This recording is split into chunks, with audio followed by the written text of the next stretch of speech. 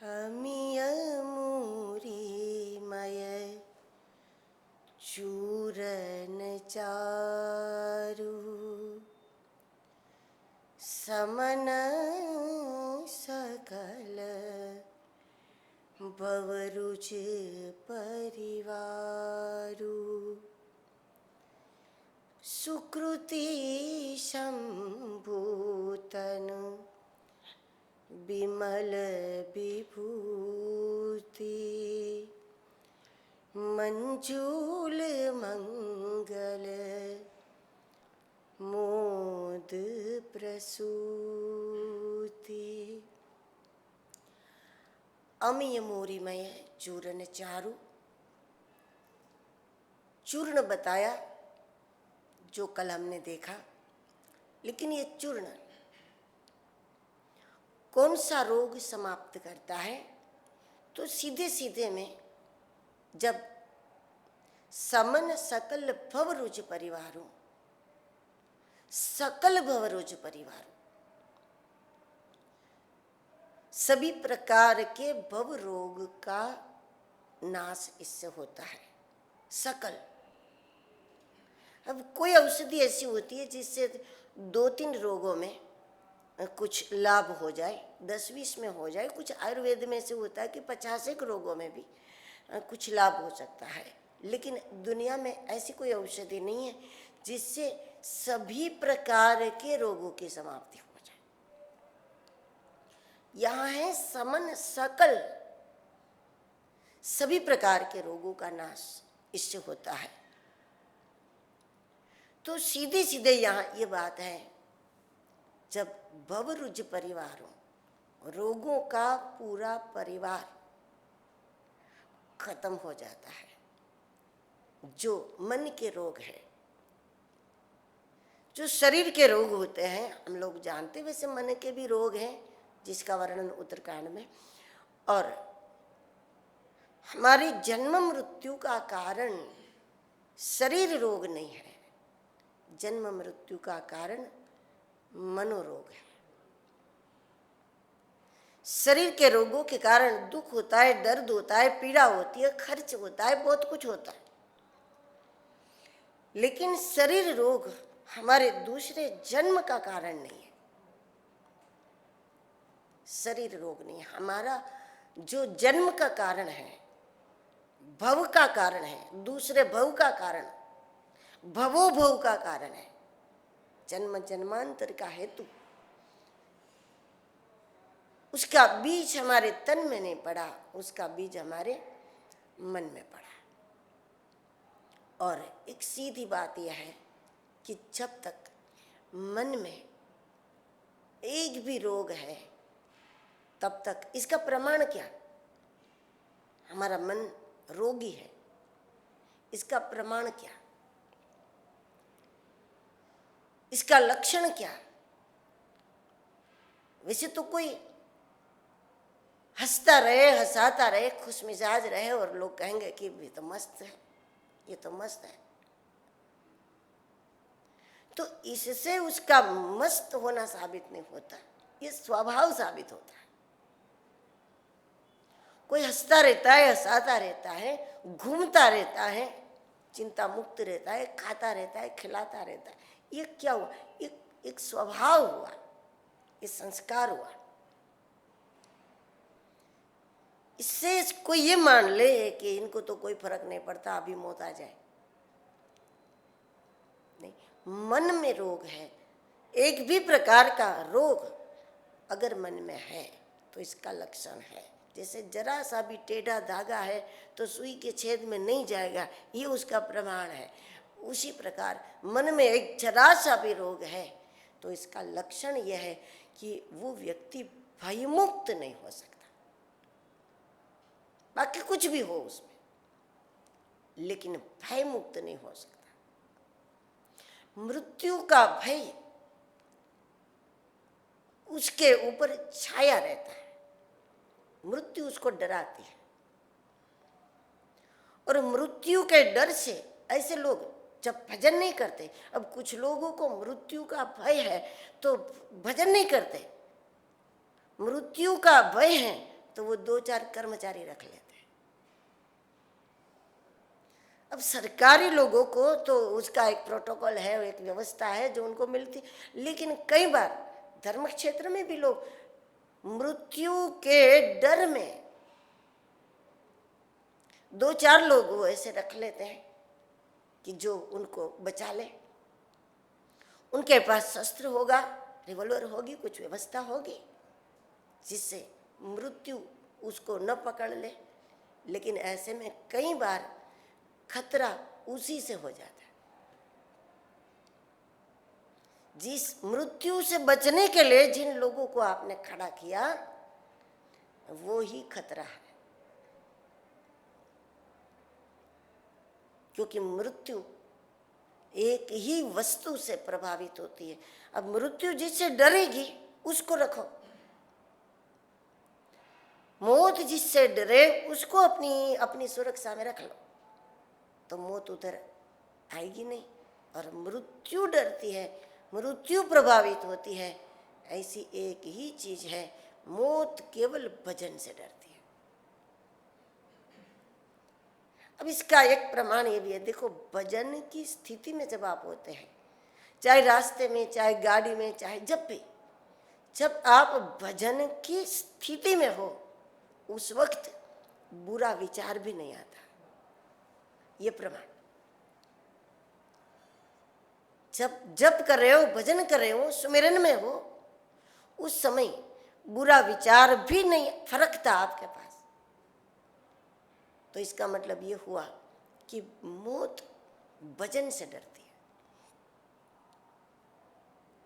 और जब भजन नहीं करोगे और केवल सुरक्षा खड़ी कर दोगे, तो वो सुरक्षा ठीक है, वो अपना कर्तव्य भी निभाएंगे जिनको आपने रखा, लेकिन मौके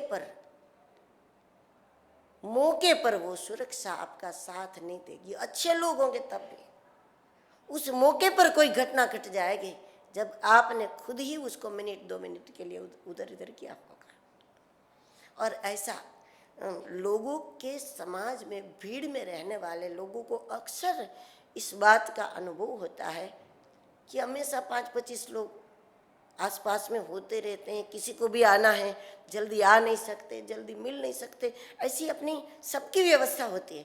लेकिन उसके बाद भी सबका ये अनुभव है, कभी कभी किसी लोगों को, किसी व्यक्ति को ऐसा मौका मिल जाता है कि सभी की नजरों से बच करके वो आपके पास आ जाए, और तब ये मानना पड़ता है कि योग होगा इसका, उसके भाग्य में दर्शन होगा, या जो भी आप उसको नाम दे दो, लेकिन बात बन जाती है, घटना घट जाती। काल को नियंत्रण में लेने की शक्ति केवल ईश्वर भजन में है। इससे मृत्यु हमेशा के लिए दूर नहीं हो जाती, क्योंकि उसकी भी जरूरत है। महापुरुषों की दृष्टि में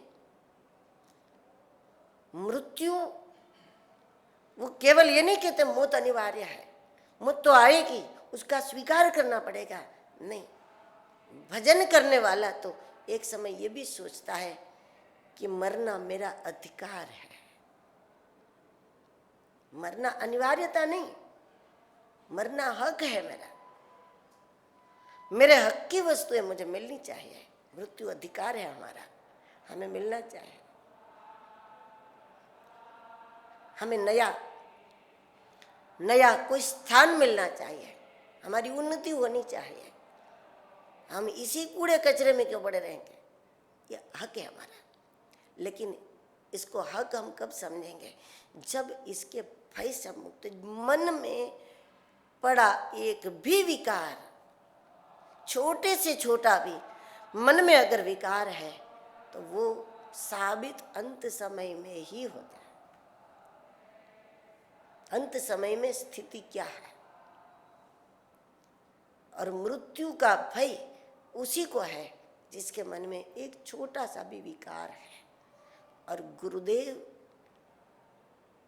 का उपदेश केवल नहीं, गुरुदेव का दर्शन भी वैरागवान महापुरुषों का दर्शन, उनके माहौल में जा करके हम कभी जाए, उनके आसपास में जाकर बैठे, हवा भी उनको छू करके हमको छूती है, इससे हमारे मन के रोग मिटते हैं। वो प्रासादिक हवा है। जब किसी भजनानंदी को हवा छूती है और उसके बाद अगर हमको छूती है तो वो हवा भी प्रासादिक है और वो हमारे विकारों को लेकर जाते हैं। उनके वचन तो हमारे विकारों का नाश करता ही करता है बिल्कुल। लेकिन जिस भूमि में बैठकर उन्होंने भजन किया हो, उस भूमि में किसी भी कोने में जाकर के आसन लगाओ, वहां मन जल्दी लगता है। लोग कहते हैं यहाँ किसी का भजन हुआ है, यहाँ किसी ने तप किया है, और इसीलिए जब हम बैठते हैं तो हमारा मन जल्दी लग जाता है। जल्दी क्यों लगता है? क्योंकि विकारों का उपद्रव नहीं है, सीधी बात। वहां विकारों का उपद्रव हमको परेशान नहीं करता तो मन हमारा जल्दी लग जाता। तो समन सकल भवरुज परिवार, इसका सीधा भाव यह है कि गुरुदेव के वचन, गुरुदेव का सानिध्य, गुरु प्रसाद चाहे जिस रूप में, दर्शन के रूप में, स्पर्श के रूप में, सेवा के रूप में, सानिध्य के रूप में, वचन के रूप में, जिस रूप में भी मिल जाए वो चूर्ण ही है। हम ये मोरीमयी चूर्ण, वो चूर्ण ही है। जिस रूप में भी गुरु प्रसाद मिल जाए, और ये गुरु प्रसाद जिसको भी मिलता है उसका प्रमाण यह है कि वो मृत्यु के पहले, मृत्यु के भय से मुक्त हो जाए। और जब मन के रोग समाप्त हो जाते हैं, फिर ऐसे महात्मा शरीर के रोगों पर इतना ध्यान भी नहीं देते, शरीर को टिकाने के लिए ज्यादा प्रयास नहीं करते कि चलो शरीर लंबे समय तक रह जाए। ऐसे कई सिद्ध महात्मा हैं जिन्होंने शरीर भाग्य पर छोड़ दिया, देह को भाग्य पर छोड़ दिया। जैसे हमने देखा अपने गुरु महाराज को, कभी जीवन में उन्होंने इसके लिए कोई प्रयास नहीं किया कि ये दवाई ले लूं, वो दवाई ले लूं, ये दवाई ले लूं, कुछ भी नहीं। कभी हमने उनको देखा ही नहीं। दवाई के नाम पर तो तुलसी पत्र लेते हुए नहीं देखा। मतलब शरीर को प्रारब्ध पर छोड़ दिया, और मृत्यु का तो भय है नहीं। समन सकल भवरुज परिवार, मृत्यु का भय समाप्त हुआ। इसका मतलब यह हुआ कि मन के अंदर से सभी प्रकार के रोगों का नाश हो चुका है। इसलिए अमिय मूरिमय चूरन चारु,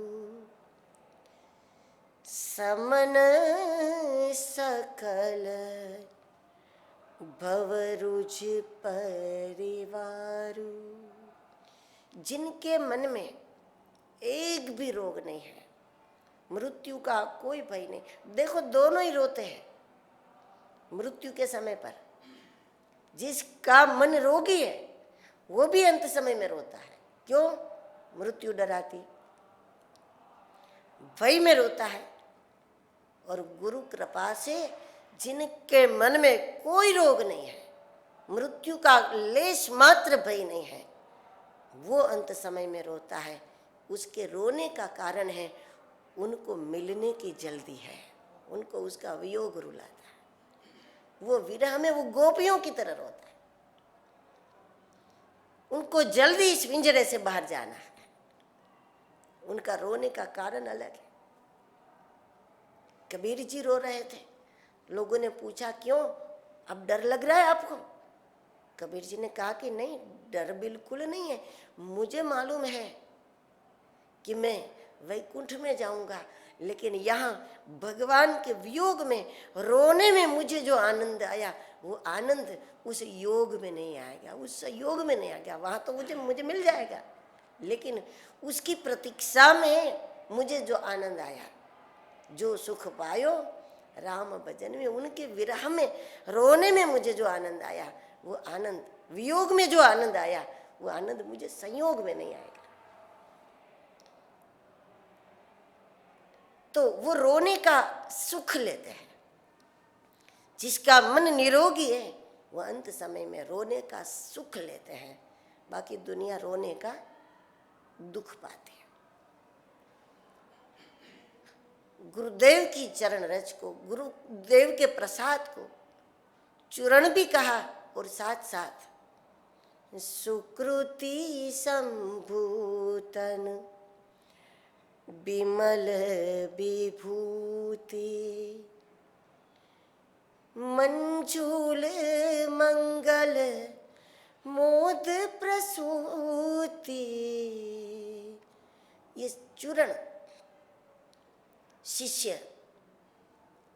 भगवान शिव जैसे भस्म का लेप लगाते हैं, वैसे गुरुदेव का प्रसाद भीतर स्थापित हो गया हो, उसके बाद भी शिष्य जीवन पर्यंत उन वचनों को सुनता रहता है, सुनाता रहता है, मतलब कि उसी का लेप लगाता रहता है, बार बार उसका उच्चारण करता है, बार बार उसको याद करता रहता है। क्यों? इसलिए नहीं कि वो भूल न जाए, लेकिन इसलिए कि गुरु वचन में वो तो परम शास्त्र है, गुरु वचन शास्त्र है, और शास्त्र को जब जब पढ़ोगे हर बार आपको उसमें से नया दर्शन, नया आनंद प्राप्त होता है। उसी प्रकार गुरुदेव के भी सूत्र को जब जब याद करोगे हर बार उसी वाक्य से आनंद दूसरा होता है। वाक्य वही होता है लेकिन अनुभूति नई होने लगती है, क्योंकि वो स्वयं शास्त्र है। और गुरुदेव के प्रसाद का स्मरण, गुरुदेव के वचनों का स्मरण, उनके चरणों का स्मरण, उनके सानिध्य का स्मरण, ये सब शिष्य के आनंद का हेतु है। जो केवल आनंद देता है, केवल सुख देता है। दुनिया की कोई चीज ऐसी नहीं है जो मात्र सुख दे। संसार के हर सुख दुख मिश्रित सुख ही होता है।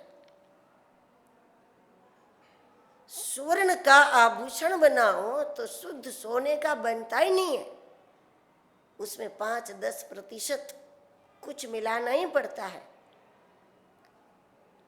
जब तक मिलाओ नहीं तो वो आकार उसका बनता नहीं है, कुछ मिलाकर ही आकार को बनाया जाता है। संसार का कोई सुख अकेला नहीं आता, दुख मिश्रित सुख ही होता है। कुछ मात्रा में भी उसका जो सुख है उसका कुछ मात्रा में दुख है ही, क्योंकि अकेला आता ही नहीं है कभी। वो जुड़वे भाइयों की तरह है, वो दुख को कुछ मात्रा में लेकर ही आता है। लेकिन सद्गुरु का जो प्रसाद है वो केवल और केवल शुद्ध विशुद्ध आनंद है। हर बार हमको नई अनुभूति देता है। मंजुल मंगल मोद प्रसूति, जो हमको भीतर से प्रसन्नता देता है। फिर हमारे पास कुछ भी ना हो, आनंद का जन्म स्थान है, प्रसन्नता का जन्म स्थान है गुरु का स्मरण, जो हमको भीतर से भर देता है। जिसे सुदामा जी के लिए श्रीमद् भागवत जी में कहा गया कि उनके पास वो प्रशांत आत्मा, प्रशांत आत्मा, जेब में कुछ नहीं, घर में कुछ नहीं, लेकिन फिर भी प्रशांत आत्मा। अभाव तो होगा, चाहे कितने भी समर्थ गुरु के शिष्य हो जाओ, दुनिया में कोई ऐसा नहीं है कि किसी चीज का अभाव ना हो, लेकिन अभाव पीड़ा नहीं देगा। यह प्रशांत आत्मा अभाव पीड़ा नहीं देगा। मंजुल मंगल मोद प्रसूति।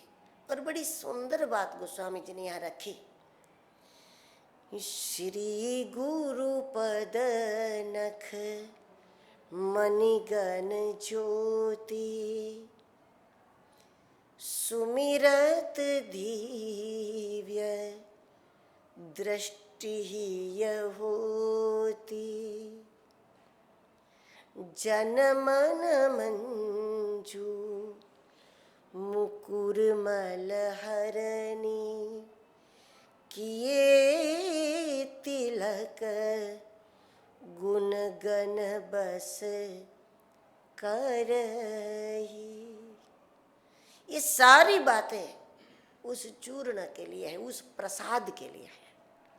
फिर चाहे वचन को मानो, सानिध्य को मानो, सेवा को मानो, इससे बड़ा परिणाम ये होता है जनमन मंजू मुकुर मलहरणी। जो अपने शिष्य के मन रूपी आईना के ऊपर, दर्पण के ऊपर जो धूल है, ये खुद धूल होकर के धूल मिटाने का काम करते। गुरुदेव की चरण रज खुद रज है, फिर भी जो हमारे मन पर जो रज लगी है, जो धूल लगी है, उसको जैसे जैसे चरणों का ध्यान करो। ध्यान उसी का किया जाता है जिनको हमने पहले कभी देखा हो। जिनको कभी नहीं देखा उसके ध्यान करने में संदेह होता है मन में। जिनको पहले कभी देखा, गुरुदेव के चरणों का ध्यान हमारे मन पर जो धूल है, आईने पर जो धूल लगी है, उसको जनमन मंजू मुकुर मलहरणी। हमारा मन रूपी आईना जब धूल रहित हो जाता है, विकार रहित हो जाता है, दोष रहित हो जाता है, निर्दोष हो जाता है, उसके बाद बहुत फटाफट परिणाम आता है। गुरु की अनुभूति हमारी अनुभूति हो जाती है। गुरु की प्रसन्नता हमारी प्रसन्नता हो, मतलब उनको जितनी प्रसन्नता हो रही है उतनी ही हमको होती। गुरु को जो आनंद होता है उतना ही आनंद हमको होता है। गुरु को जितना परमानंद होता है उतना हमको परमानंद होता है। गुरु को जितनी प्रसन्नता होती है उतनी ही प्रसन्नता हमको होती है। मतलब हम तुम दोनों एक रूप है। अनुभूति में गुरु शिष्य समान हो जाते हैं एक समय। दुनिया में दोनों अलग है, दुनिया की दृष्टि में दोनों की भूमिका अलग है, दुनिया की दृष्टि में दोनों की मर्यादा अलग है। गुरु जहाँ बैठेंगे शिष्य उनके साथ नहीं बैठेगा। मतलब जो कुछ मर्यादा गुरु शिष्य के बीच हम रखते हैं वो मर्यादा रहेगी रहेगी जब तक जीवन रहेगा तब तक। जब तक हम जीवित रहेंगे तब तक गुरु और हमारी बीच की जो मर्यादा है वो तो हम जीवन पर्यंत पालन करेंगे। लेकिन एक बात है, जब हमारे मन रूपी आईने पर से धूल हट गई, मेल हट गया, विकार हट गया, दोष हट गया, उसके बाद भूमिका में दोनों समान हो जाते, भीतर से दोनों समान हो जाते, स्थिति में दोनों समान हो जाते। उसके बाद न तो शिष्य को गुरु का वियोग होता है, न तो गुरु को शिष्य का वियोग होता है, क्योंकि स्थिति में दोनों समान हो जाते हैं। अंदर से दोनों ही गुरु हो जाते भीतर से। जब हमारा मन शुद्ध हो गया, उनके चरणों का ध्यान, गुरु के चरणों का ध्यान मन को शुद्ध करने के लिए अद्भुत उपाय, अकल्पनीय परिणाम होता है इसका। जब हम शिष्य वो होता है जो आंखों में चरणों को धारण कर लेता है, आंखों में ही बसा लेता है। जैसे चश्मा पहनने वाले चश्मा से ही सबको देखते हैं, उस प्रकार ध्यान करने वाला गुरुनिष्ठ व्यक्ति खुली आंखों से दुनिया को जब देखता है तब भी आंखों में चरण को भर लेता है। चरणों की आड़ में ही जगत को देखने का एक सुंदर उपाय है। और चरण की आड़ में दुनिया को देखने का अभ्यास कोई करके देखे, दुनिया का कोई दृश्य आपको प्रभावित नहीं करेगा, आपको लालायित नहीं करेगा, आपके अंदर विकार उत्पन्न नहीं करेगा। कोई भी दृश्य सामने क्यों ना, कोई भी दृश्य दुनिया का, नहीं तो दुनिया का देख देख कर लगता है कि ऐसा मेरे पास हो, ये मेरे पास हो, ये मेरे पास हो, ये चीज मेरी हो, हम भी ऐसा धारण कर ले, हम भी ऐसा भोग ले, हम भी ऐसा कर ले। ये कभी नहीं होगा। आंख में चरण को धारण करके फिर उन चरणों की आड़ में ही दुनिया देखनी चाहिए, तो दुनिया दर्शन लगेगी, लेकिन कोई दृश्य अंदर इच्छा उत्पन्न नहीं करेगा। ये सुरक्षा हो गई ना, आंखों का कवच। और अधिकांश दोष हमारे आंख से ही हमारे अंदर आते। उन दोषों को निकालने का दरवाजा कान है, श्रवण से शुरू होता है। लेकिन कोई भी दोष हमारे मन में आता है तो आंख द्वार से ही दोष हमारे अंदर आता है। उन दोषों को निकालना है तो क्या करें? तो बोले सबसे पहले श्रवण करो। जिनके श्रवण समुद्र समाना, यहां से शुरुआत की, उस दरवाजे से प्रहार करो, दूसरे दरवाजे से प्रहार करो। तो आंख चरणों का ध्यान करें, ये बहुत बहुत बहुत अद्भुत उपाय है। जिसने भी अनुभव किया है, ये सबकी अनुभूति है कि हमारा मन बहुत जल्दी चरणों के ध्यान से निर्विकार होता है। और जब मन तो आईना है, या तुलसीदास जी ने आईना बताया, जन मन मंजू मुकुर, मुकुर बताया। मुकुर में यानी आईना है, कांच है, दर्पण है हमारा मन। जब आईना साफ हो गया तो सामने वाली दीवार पर जो चित्र है वो उसी सेकंड, सामने वाली दीवार पर आईना है तो एक दीवार पर चित्र है और सामने वाली दीवार पर आईना है, तो ये चित्र हूबहू सामने वाली दीवार पर उसी सेकंड आपको दिखने लगेगा। उसी प्रकार जब हमारा मन रूपी आईना साफ हो जाए तो गुरु की गुरुता हमारे भीतर तत्क्षण हो जाती, तत्क्षण उनकी अनुभूति हमारे भीतर आ जाती। दुनिया उनको जैसी दिखती है वैसी हमको दिखने लगेगी। उनको जो आनंद होता है वो हमको आनंद होने लगेगा। वो दुनिया को देखकर जो विचार करते हैं वो विचार हम दुनिया को देखकर करने लगेंगे, क्योंकि हमारा मन आईना हो गया बिल्कुल साफ। जब आईने पर धूल हो तो चित्र ठीक से नहीं दिखेगा। और जो भी टाइम देखो, शिष्यों को गुरु सेवा कराते हैं, साधना कराते हैं। पहला सेवा कराते हैं ताकि पता चले इनको कौन सी साधना में लगाया जाए, और उसके बाद साधना कराते हैं। ये सब करने के पीछे एकमात्र उद्देश्य गुरु का यही होता है कि इसका आईना साफ हो जाए। जब आईना साफ हो गया, और उसी में टाइम लगता है, पूरा जो टाइम जाता है सब उसी में जाता है। देखो, युद्ध मैदान में भगवान कृष्ण ने अर्जुन को उपदेश कर दिया। अब उस माहौल में उपदेश करेगा कौन? अगर कोई करे भी तो लगेगा किसे? कोई करे तो उपदेश लगेगा ही नहीं युद्ध मैदान में। और वहां पर भी उपदेश किया तो उपदेश लग गया, क्योंकि वहां तक पहुंचते पहुंचते अर्जुन का मन रूपी आईना बिल्कुल साफ हो चुका था। जब आईना तैयार हो जाए, जब मन आईने जैसा हो जाए, तो गुरु जो सूत्र पहले 100 बार बोल चुके थे उसका हमारे पे उतना असर नहीं हुआ था, लेकिन गुरु वही सूत्र बार बार कहेंगे जब तक बैठेगा नहीं। तदपि कही गुरु बार ही बारा, थकते नहीं वो कभी। एक सूत्र तब तक वो बार बार करेंगे जब तक वो बैठेगा नहीं उसके अंदर। और जब मन शुद्ध हो गया तो उसके बाद सूत्र नहीं बदला, लेकिन वही बात पहले जितना प्रभाव नहीं डालती थी उतना अब प्रभाव डालती है। इसका कारण अब मन हो गया साफ, अब आईना हो गया। तो युद्ध मैदान में भी हूबहू चित्र वहां पर बन गया। तो ये बहुत बड़ी घटना है।